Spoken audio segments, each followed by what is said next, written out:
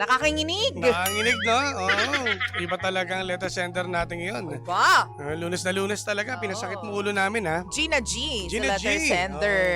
At hello po muna sa inyong lahat, sa mga kakabukas pa lang ng kanilang mga radyo. Ito po ang Lihim ng Liham sa 106.7 Energy FM. Bago lahat, partner, oras muna natin, 8:28 na in the morning. Oo, at hello din po sa mga maaga pa lang stress na po sa live. Oo, welcome. Oo. Welcome po sa ating programa, itong Lihim ng Liham. Yes po. At ano pong masasabi ninyo? Partner, napunta ka na sa gantong sitwasyon? Oo, Na parang ayaw ka naman ng pamilya, pero parang kailangan mong makisama para doon sa asawa mo o sa girlfriend mo, kung sino mang partner mo. Alam mo, ang tingin ko dito, iba kasi pananaw ko ngayon partner. Wow, iba pananaw. Oo. Kasi nararamdaman ko, etong pamilya ng kanyang asawa, di ba, ay sinusubukan lang siya. Kung Tingin hanggang saan mo? ng PC, yun ano, hanggang saan yung pasensya. Oo. Kasi pasinin mo, parang sadya kasi sa base sa aking napakinggan, no, sa ating letter sender na, di ba, pati yung ex, kinukumpara siya. May mga ganun kasing magulang yung parang yung parang tinetest niya yung napangasawa ng anak. Totoo naman. May ganun, ha? Mm-mm. At titingnan nyo hanggang saan yung pasensya mo. Hanggang saan nga ba? O hanggang kailan yung testing period? Siguro maghintay ka kahit mga 5 years. Hoy! Mali! 5 years talaga. Pero bilang masakit din talaga. Kasi yung ikumpara ka sa iba, lalo sa ex. Oo naman. Aray. Lalo na kung, alam mo yun, ikaw naman yung asawa, ba't kailangan pa ikumpara sa iba, di ba? Oo, at parang, meron. Tsaka minsan talaga naniniwala ko na makontrabida talaga na sa pamilya eh. Hoy! Grabe ka naman. May mga ganun talaga eh. Hmm. Kaya nga, ano ba to, partner? Living with parents pa rin ba sila? Hindi na. Feeling ko hindi na. Huwag nyo na papuntahin yung magulang. Huwag na kayong pumunta. Feeling ko ako tama lang yung yung desisyon niya na huwag muna pumunta doon sa reunion. Oo naman. Normal tingin yan. mo, sa tingin mo? Ako, pabor ako doon. Kasi mas, alam mo, ewan ko ba may mga gentong, sa totoong buhay kasi may mga gentong nangyayari eh. Yung talagang partner, yung, hindi ko, matatawag bang bully? Hindi eh. Parang, Medyo. itetest ka ng pamilya o kamag-anak o yung mga angka na yan, Oo. kung hanggang saan ka eh. Totoo. Kung mayayamot ka ba. So paano kapag nalaman na nila kung hanggang saan ka nga talaga? Dapat siguro magpakita siya ng suntukin mo. Hindi! Hoy! Mali! Hindi. Hindi ka magiging violent. Hindi, ang bait kasi nito eh. Partner ng letter center natin eh. Actually. Nanahimik siya, sinunod niya. Kasi syempre gusto niya makisama at gusto siya magustuhan. Well, totoo naman yun na Diba? talagang makikisama ka dahil kumbaga, pamilya ng asawa mo yan. Very, very important. Kasi nga, syempre, kahit pa paano, may part sa'yo na kailangan yung, kumbaga, papasok ka sa pamilya nila eh. Diba? So, dapat, kahit pa paano, magustuhan ka nila. Makisama. Oo, makisama ka kahit pa paano. Pero, niisip ko kasi, partner ko, nangyari na sa akin yan. Parang nangyari na sa akin yan. Ikaw? Oo, kasi yung naging jowa ko noon, Chinese. Hello po sa mga kapatid po natin, mga pangga po nating Chinese. Pero kasi, traditional Chinese Yes, iba sila. kasi yung nila. Tama. Tapos Paano ginawa kapag sa'yo? kasi merong gathering sa family nila, sobrang talaga sila. Sobrang together talaga. Na-enjoy nila yung moment nila. Nung time na yun, partner, kailangan ko lang umuwi kasi gabi na.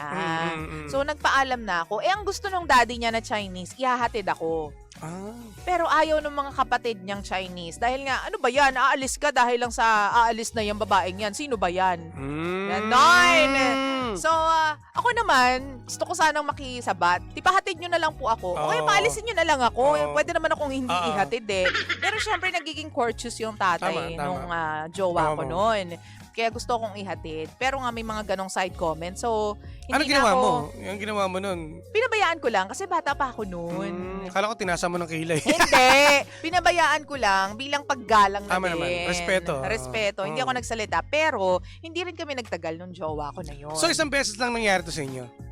Oo, isang beses lang naman Yung time sa na gusto ko ihatid. Tapos ayaw naman ng mga kapatid ng mga... Oo. Isang beses lang kasi nga hindi rin naman kami nagtagal na. Sabi ko, hindi ko yata kakayanin tong gantong pamilya. Although sabi nung iba, syempre, hindi naman sila yung pakikisamahan mo, yung asawa mo naman. Pero hindi, partner. Ang katotohanan ng life is, kahit pa paano, kailangan mong mashi-mashi eh. Diba? Maki-rubbing elbow sa pamilya ng asawa mo. Siguro hindi ka hindi 100% na pati yung decision nila susundin mo. dapat rin, may limit ka rin. Oo. Yung pakikisama, syempre respeto yan bigla sa magulang ng asawa mo. Oo. Pero pag yung ikaw makakaramdam ka eh. Kung pag Oo. alam mo medyo minamalit ka na inaabuso ka na. Tulad nun, partner. Tulad ng Tulad nun, yung parang kakain na siya. Yun nga tapos eh. Tapos di siya makakain kasi pinagbabantay siya ng mga bata. Di ba? Dapat marunong. Ewan ko kung Pinoy lang to nakakaramdam nyo. Pag ikaw ay, kumbaga parang alam mo nang inaabuso ka, parang bait-bait mo. Kapag mabait ka, aabusuhin ka. True. Dapat minsan talaga magpapakita ka ng pangil. Pati kaya naman sabihin mo lang in a nice way, ay sorry po, hindi ko maiintindi kasi kailangan kong kumain kasi nagugutom na rin po ako. Pasensya na. Ganyan. Sa sobrang kasing solid nito, siguro napakabait nitong letter sender natin na ayaw niyang mapahiya, gusto niya maging maganda yung turing sa kanya ng mga magulang ng asawa niya. Hindi walang pangit na Well, hindi eh. Kung alam mo naman pangit din ang ugali ng pamilya ng asawa mo, pangitan mo rin. Hoy! Quiz.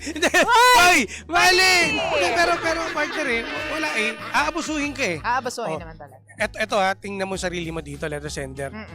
Kung nirerespeto ko nila, di ba sana naramdaman mo yun na, syempre pati yung pagpiprito ng Shanghai ba yun, partner? Oo, tapos pagpiprito ng Shanghai. Hintay mo muna makakain sila kahit gutom ka na, dapat unahin mo muna sila. True. Di ba sa tingin mo ba parang abuso yun? Dapat ikaw marunong ka mga tuwiran. Oo, totoo. Asawa ka na. True. Hindi ka jowa. Oo, kasi kung hindi mo gagawin yan, ayan ang endpoint niyan. Yan ang magiging kalalabasan.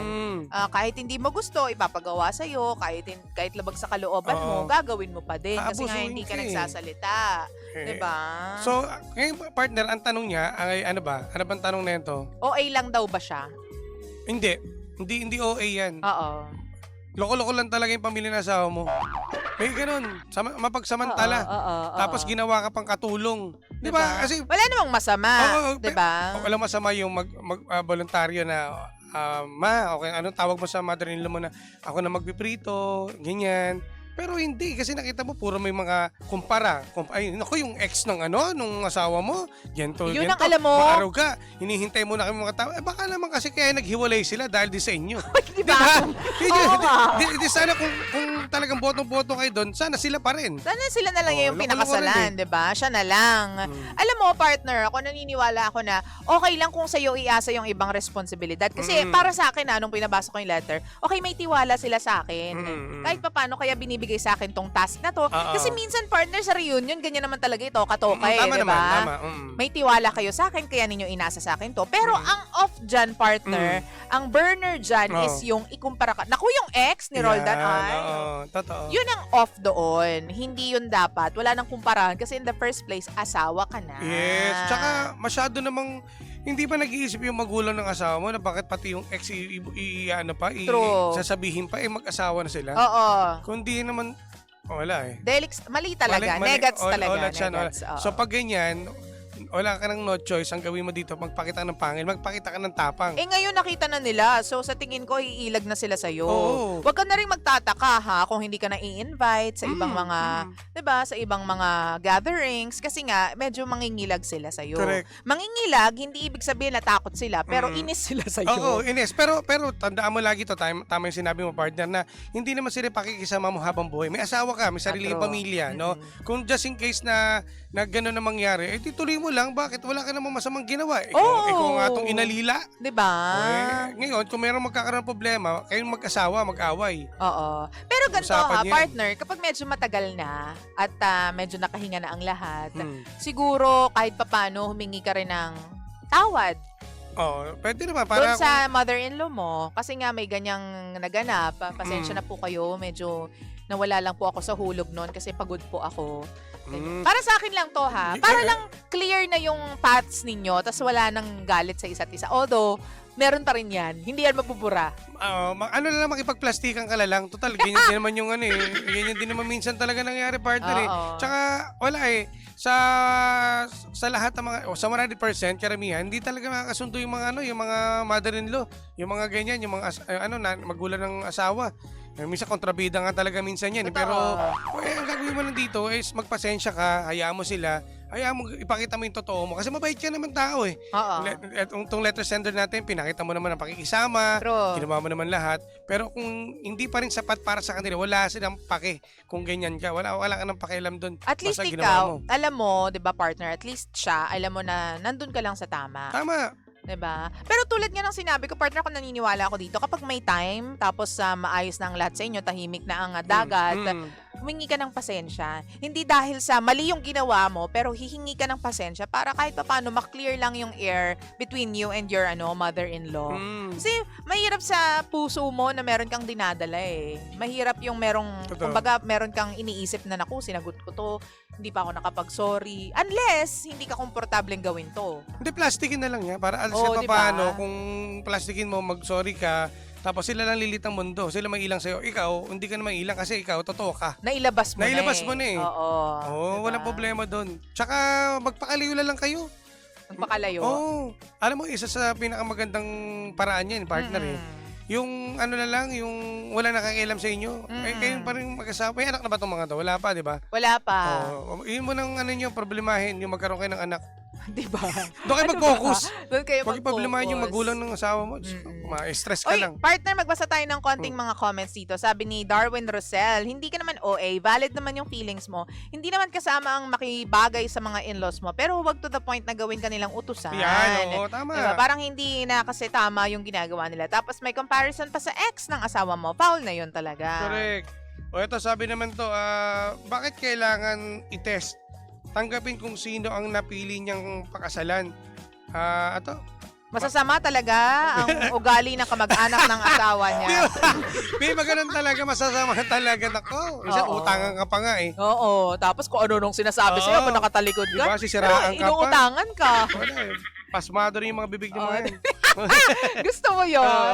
Ay, nako. Sige po, yung iba mga comments po ninyo, mga sir, doon po namin babasahin sa aming online space. Okay? Yung digital space po namin, which is Energy FM 1067. At sa TikTok partner, Energy FM 167. Sa mga nasa radyo po, sound trip po muna tayong malala at mabisang-mabisa. Mahal ko, Panggako Baby ko, thank you very much sa pagsama po sa amin kanina pang alas 4 ng umaga. At dahil dyan, susunod na si Sheena! But for now, bye!